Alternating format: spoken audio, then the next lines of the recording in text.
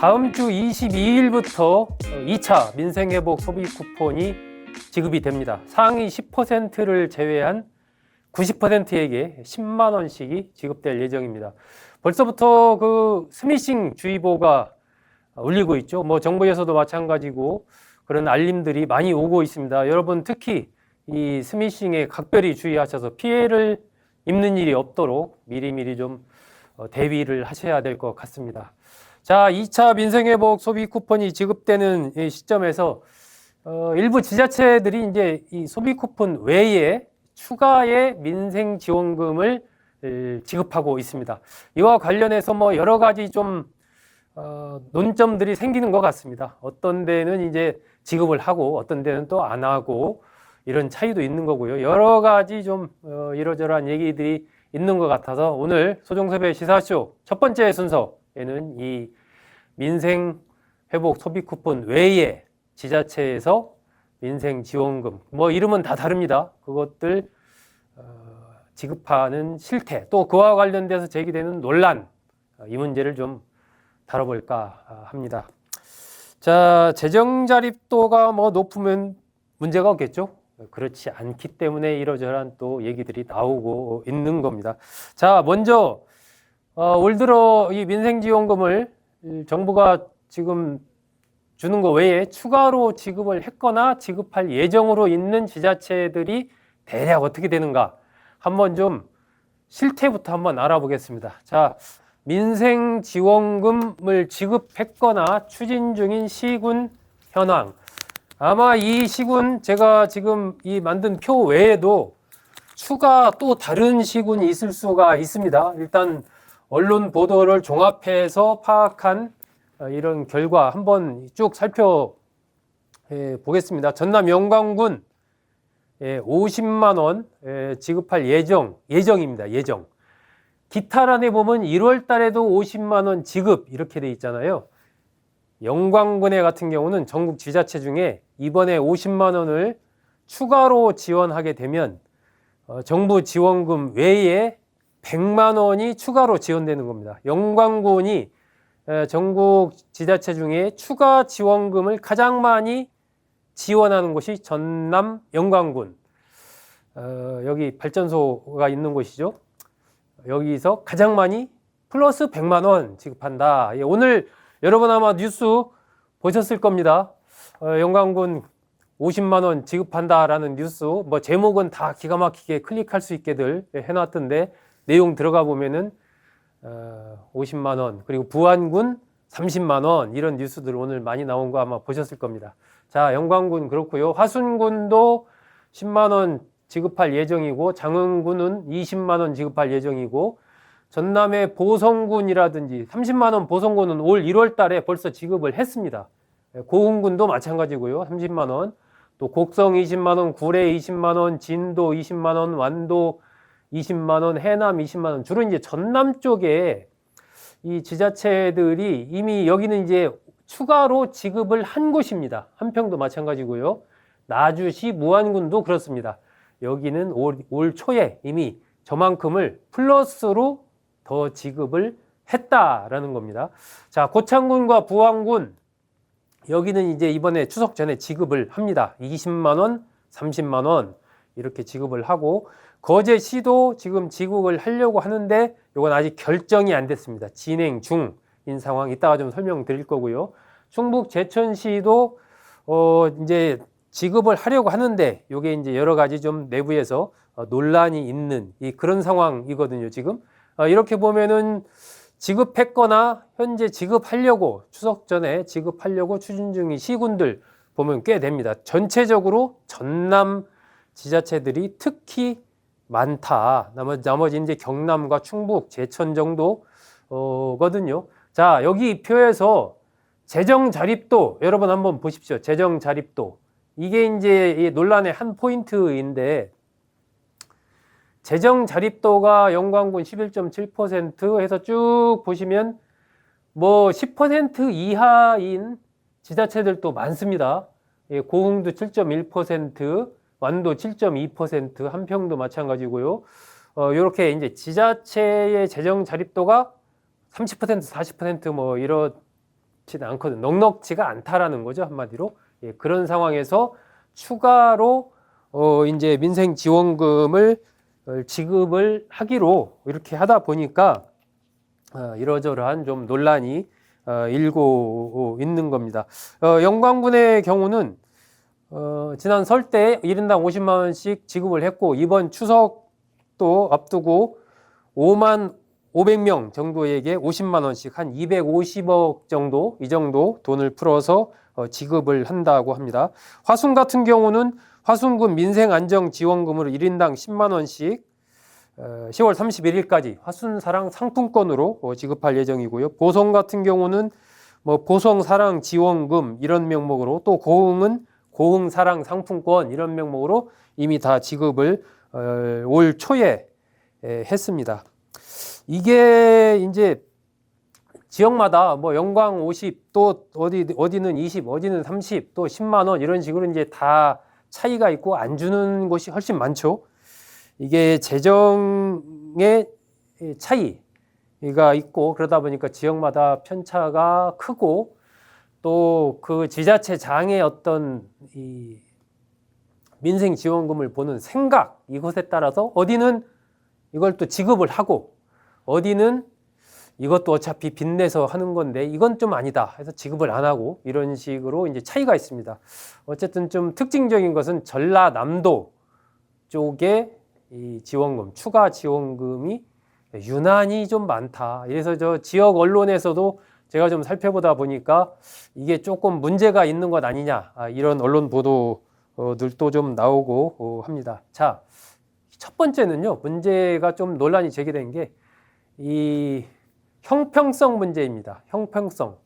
그러니까 어디는 주고 어디는 안 주고, 그러니까 옆에 있는 지자체는 주는데 우리는 안 주면 여기 있는 주민들이 해당 지자체장이나 여기한테, 아니 옆에는 뭐 20만 원씩 준다는데 우리는 왜 안 주냐, 이런 얘기 이제 뭐 농반 진반으로라도 한 번씩 이렇게 하지 않겠습니까? 그런 게 또 이제 해당 지자체의 공무원이나 지자체장 입장에서는, 아니 이게 좀 어떻게 같이 좀 보조를 맞춰서 하면 좋을 텐데 옆에는 주겠다는데 이걸 참 이제 좀 애로사항이 있는 거죠. 형평성 문제, 이게 좀 제기가 됩니다.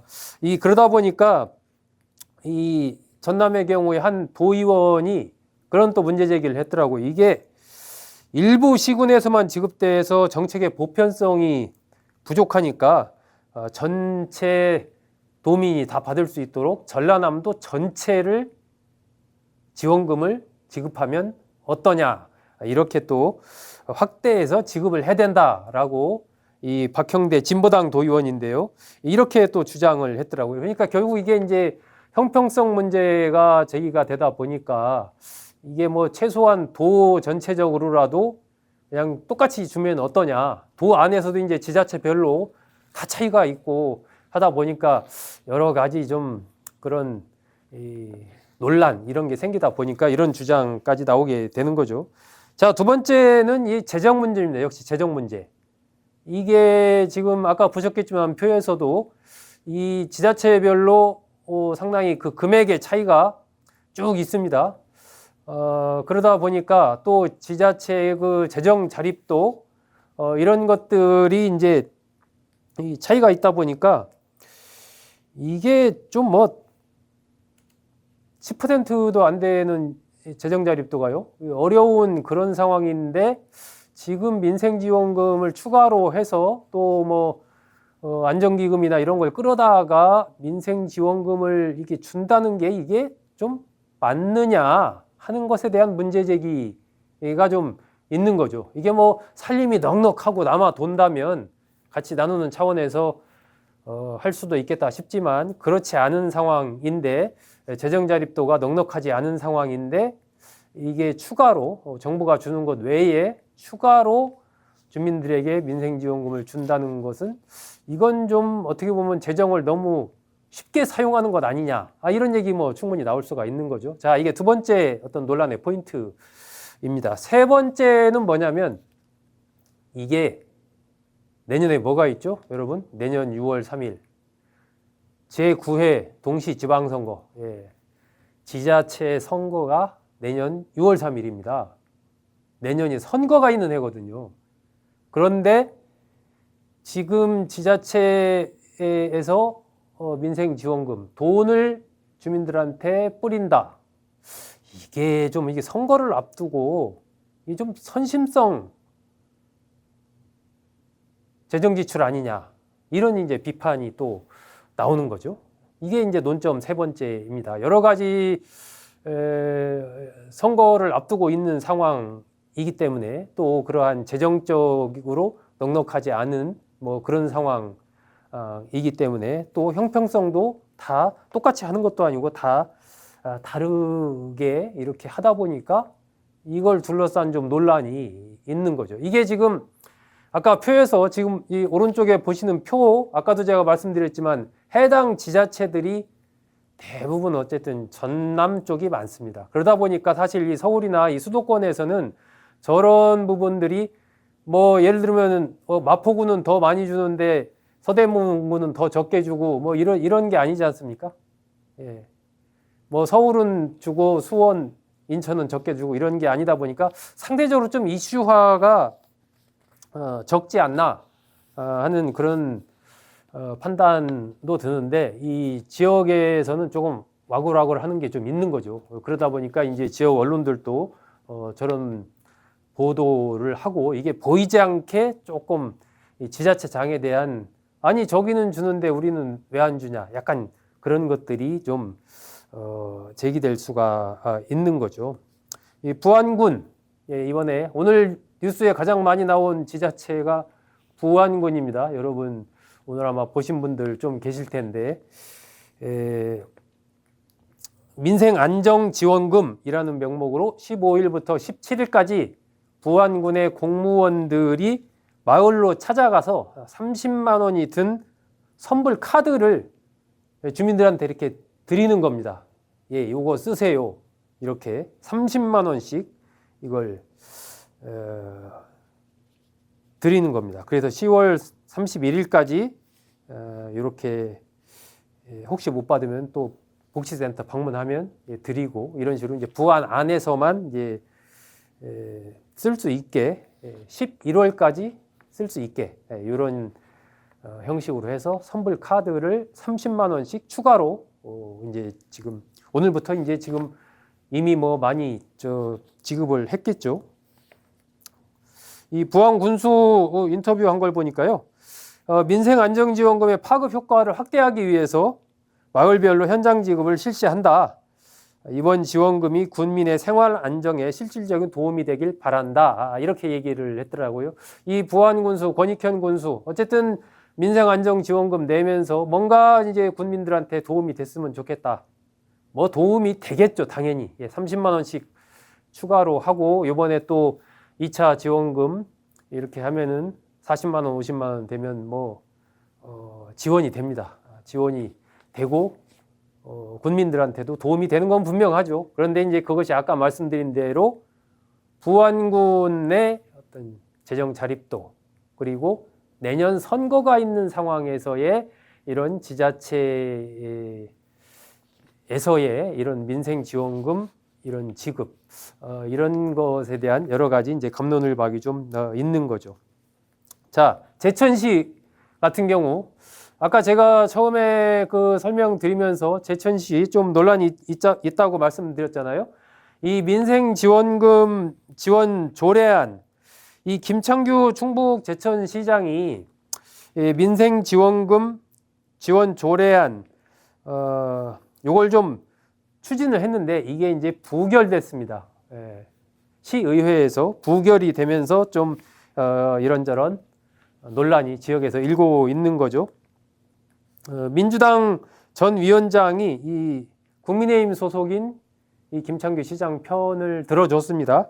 그런데 이 김창규 시장과 같은 당 소속인 국민의힘 소속 시의원들이, 산업건설위원회 소속 시의원들이 4명이 전부 반대하면서 이게 부결이 된 거예요. 그러니까 모양이 좀 희한하게 됐지 않습니까? 국민의힘 소속 자치단체장이 추진을 하는 것에 민주당 소속 전 위원장은 찬성을 하고 국민의힘 소속 시의원들은 다 반대하고, 그래서 부결된 그런 상황. 이 김창규 시장은 어쨌든 좀 영세 상인들 반대하는 시의원들이 과연 좀 어려움을 잘 알고 있는지 궁금하다 뭐 이러면서 시 예산은 충분하다, 이 선심성이 아니라 영세민들의 눈물을 닦아주기 위한 당연한 도리다 뭐 이렇게 얘기를 했습니다. 이게 같은 당끼리 한 편을 먹고 하는 게 아니라 이 민생안정지원금을 둘러싼 전선이 그만큼 좀 복잡하다, 서로의 상황에 따라서 이 사안을 보는 시각이 좀 다르다라는 것을 보여주는 하나의 사례가 제천시의 경우가 아닌가 싶습니다. 자, 거제시의 경우는 어떨까요? 거제시, 아까 제가 진행 중이라고 말씀드렸는데, 거제시는 지난 9일 날 이 민주당 최양희 시의원이 대표 발의한 민생회복지원금 지원 조례안을 경론 끝에 원안 가결을 했습니다. 이게 이제 변광용 거제시장이 지난 4월 2일 재선거 1호 공약으로 내세운 그런 건데 첫 관문을 통과를 했죠. 국민의힘 측에서는 공약 발표 당시부터 이건 노골적인 매표 행위다, 이렇게 이 민생지원금을 뿌리는 것은 노골적인 내년 선거를 앞둔 매표 행위다, 이렇게 이제 주장하면서 반대를 입장을 고수해 왔습니다. 또 이게 이제 중복 지원이다, 이런 입장을 또 가져왔죠. 하지만 이제 민주당 쪽에서는 이 어떤 어려운 이 영세민들의 상황, 또 소상공인 지원을 위해서 실용 굉장히 좀 꼭 필요한 일이다, 이렇게 주장을 했습니다. 이 변광용 시장 쪽과 또 이 국민의힘 소속 시의원들의 입장이 다른 거죠. 이 본회의 통과가 19일 날 예정이 돼 있는데 이 통과가 될지 이것도 아직은 좀 불투명합니다. 거제시의 경우도 이 상황을 좀 두고 봐야 되는 거죠. 통과가 된다면 한 240억 정도 예산이 여기에 들어가게 됩니다.